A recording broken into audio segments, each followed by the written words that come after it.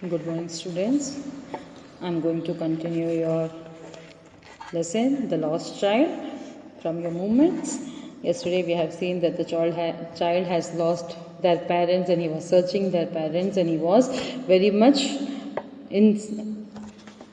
He was just crying. He had made everything. He had fallen down so many times. He had made his clothes untidy. The turban has been removed, and his eyes was just searching for his parents.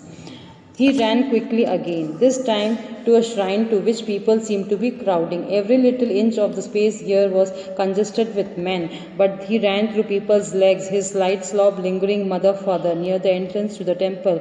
However, the crowd became very thick. Men jostled each other. Heavy men with flashing murderous eyes and hefty shoulders. The poor child struggled to thrust a way between their feet, but knocked to and fro by their brutal movements. He might have been trampled underfoot had he not shrieked at the highest pitch of his voice. Father, mother, a man in the surging crowd heard his cry and stopping with great difficulty lifted him up in his arms. अब वो बच्चा बहुत ही मशक्क़त से इस भीड़ में अपने माँ बाप को ढूंढ रहा था। वो दौड़ते जा रहा था और वो इतनी भीड़ वहाँ लोगों की हो चुकी थी कि उस छोटे से बच्चे के लिए उस भीड़ में से निकलकर माँ बाप को ढूंढना बहुत मुश्किल सा काम था। मगर उस बच्चे ने बिल्कुल अपना होश नहीं खोया। वो उनके कदमों के नीचे से जहाँ जगह मिली उस कंजेस्टेड जगह में से निकल कर वो वहाँ से घुस कर अपने मदर फादर को आवाज़ लगा रहा था। मगर बहुत मुश्किल था उसके बीच में से उसका निकलना। उन बड़े बड़े लोगों का, उनके बड़ी हैवी बॉडीज़, उनके शोल्डर्स, उनकी आंखें, गुर्राई हुई आंखें, ये सब देख कर वो डर रहा था और वो शायद उनके बीच में कुचलकर मर जाता अगर वो अपने क्षमता से भी ज़्यादा तेज़ आवाज़ में अगर वो चिल्लाता नहीं मदर फादर, तो शायद कोई उसको देखता ही नहीं, उनके कदमों के नीचे उसे दबा देते। वहाँ पर उन भीड़ में से एक आदमी ने उसकी आवाज़ सुनी। बहुत मुश्किल से उस बच्चे को उस भीड़ में से उस आदमी ने उठाया अपने हाथों में। How did you get here child, whose baby are you, the man asked as he stirred clear of the mass. The child wept more bitterly than ever now and only cried, I want my mother, I want my father. उस व्यक्ति ने जैसे ही बच्चे को अपने हाथों में उठाया तो उसने पूछा कि आप यहाँ कैसे आ गए, आप किसके बच्चे हो, आप यहाँ पे कैसे पहुँचे। वो पूछ रहे थे, उतने में उस बच्चे ने और ज़ोर से, पहले भी जितनी ज़ोर से नहीं हो रहा उससे ज़्यादा तेज़ ज़ोर से वो रोने लगा और वो सिर्फ यही कह रहा था कि मुझे मेरी मम्मी चाहिए, मुझे मेरे पापा चाहिए। The man tried to soothe him by taking him to the round boat. Will you have a ride on the horse? He gently asked as he approached the ring. The child's throat tore into 1,000 shrill sobs and he only shouted, I want my mother, I want my father.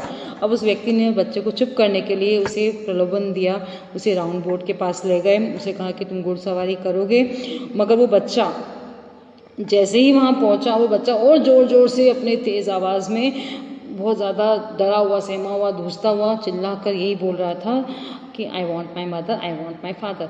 यही देखो, ये बच्चा कुछ समय पहले अपने parents के साथ जब था तब उसे इस राउंड बोट में झूलना था, मगर वो पता था कि पेरेंट्स उसे मना कर देंगे तो वहाँ पर उसके मन को मार लेता है और अपने पेरेंट्स के साथ आगे चल देता है।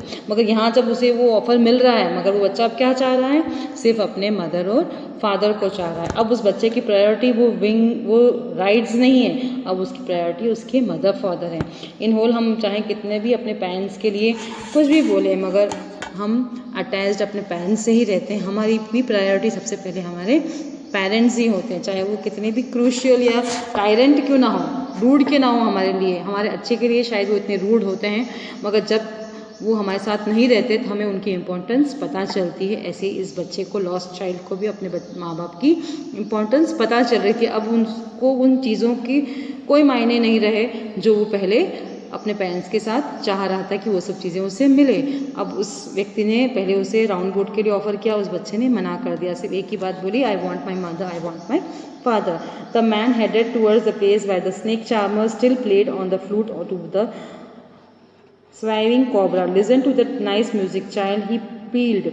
But the child shut his ears with his fingers and shouted his double-pitched strain, I want my mother, I want my father. अब उस व्यक्ति ने उसे स्नेक चामच, जो पहले भी गए थे वहाँ पर वो बच्चा, स्नेक चामच जो सपेरा था उसके पास ले गया। वो कह रहा था देखो इतनी प्यारी धुन वो बजा रहा है, इस कोबरा को देखो। मगर उस बच्चे ने अपने कानों को उंगलियों से बंद कर दिया और तेज जोर से डबल आवाज़ से वो अब चिल्ला कर कहने लगा, आई want my mother, I want my father. The man took him near the balloons, taking the right colours of the balloons, bright colors of the balloon would distract the child's attention and quieten him. Would you like a rainbow colored balloon? He persuasively asked. The child turned his eyes from the flying balloons and just sobbed, I want my mother, I want my father. उस व्यक्ति ने देखा कि यार balloons वाला है तो शायद कलर्स से, ब्राइट कलर से बच्चे का ध्यान आकर्षित हो जाएगा और अपने माँ बाप से उसका ध्यान भटक जाएगा।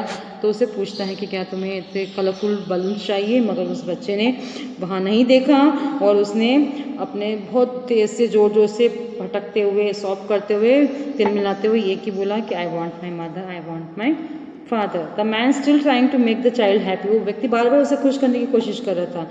Bore him to the gate where the flower seller sat, उसे फूल बेचने वाले के पास भी ले गए। Look, can you smell those nice flowers child, would you like the garland to put round your neck, क्या तुम्हें ये फूल माला चाहिए, तुम अपने इतनी प्यारी खुशबू इनकी लो, तुम ये डाल लो अपने गले में। मगर वहाँ भी वो बच्चा क्या कहने वाला है। The child turned his nose away from the basket and retreated his sob, I want my mother, I want my father. वो अपने दुख को वापस वहीं व्यक्तित करने लगा।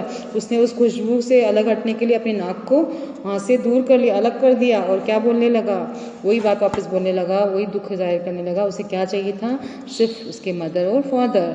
Thinking to humour this disconsolate charge by a gift of sweets, the man took him to the counter of the sweet shop. अब उस व्यक्ति ने उसे अब मिठाई की दुकान पर ले गए और कहा शायद वो मिठाई को देख के बच्चा कुछ चेंज कर ले। What sweet would you like, child? He asked. The child turned his face from the sweet shop and only sobbed, I want my mother, I want my father. उस बच्चे ने मिठाई की तरफ से भी मुंह मोड़ लिया और उसने क्या कहा, सिर्फ वही रोते हुए क्या कहा, I want my mother, I want my father. अब this story is written by Mulk Raj आनंद। अब यहाँ पे ऑथर ने कितनी खूबसूरती से बच्चे की फीलिंग्स को बताया है, बच्चे का मन कितना चंचल होता है। शुरू में उसको ये सब चीज़ें चाहिए थी अपने पेरेंट्स से, क्योंकि वो उन पे इतना अधिकार रखता है अपने पेरेंट्स पे कि वो उनसे डिमांड कर सकता है। उनके साथ रहते हुए उनकी प्रायोरिटी उसके लिए उस समय नहीं थी, उस समय उनके मदर फादर के सामने उसकी प्रायोरिटी उन चीज़ों पर थी। जैसे ही वो मेले में, उस फेयर में अपने मदर फादर से दूर हो गया, बिछड़ गया, तब उसको उस मदर फादर की इम्पोर्टेंस ज़्यादा लगी उन चीज़ों की अपेक्षा।